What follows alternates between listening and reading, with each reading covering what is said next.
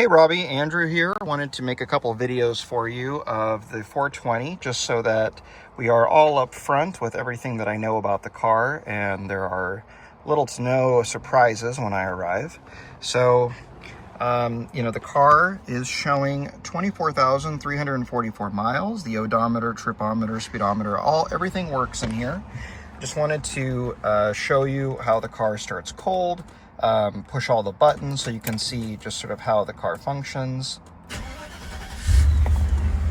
So the car fires right to life. It's the first time I've started it today. It runs perfectly. All the gauges work just fine. I do notice the oil pressure gauge, even though I replaced the pressure sender, sometimes it flickers a little bit. Anyway, I've done what I can to try and repair that, but just know that sometimes it oscillates a tiny bit. But then here we have, the air conditioning working perfectly, and not just AC, but climate control. So when you command it out of different vents, it does come out the way it's supposed to. And we're getting beautiful cold air. Okay, so right now it's an automatic where it'll start to ramp up the airflow as it deems is necessary. But that all works perfectly fine. We have hazard switches, hazard lights. We'll get to the rear defrost here in a minute. Antenna works. The reason I have it down is because this is an original Becker radio that has been restored and converted for Bluetooth, which works through the AM circuit. So it still has functioning cassettes, AM, FM, and also Bluetooth when you want it for streaming only, not for cell phone use. Okay, then power mirror. That's one thing that I repaired for Greg. It wasn't working when we got the car. All the windows work. So here's driver. Greg did have Pete's Auto House repair the right rear window. It required a new window regulator or possibly the plastic slider, I'm not sure. So there it goes. So that's the one that had been repaired.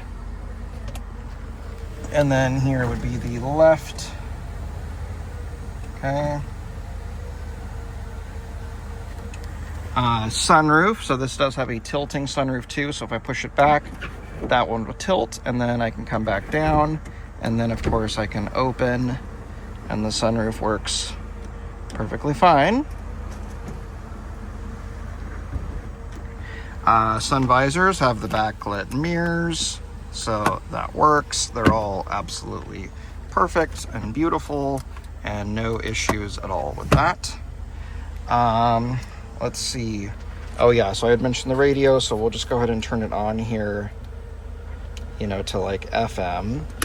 I'll kick on the antenna, which the antenna does work. Goes all the way up, all the way down. No issues there. So we have fader control to the back, to the front. Okay, so that all works perfectly fine. Let's see, seat operation. So I'm going to move the seat here. So this is forward, backwards, tilt, backrest, and headrest. Okay, and then I'll go ahead and test the other side for you.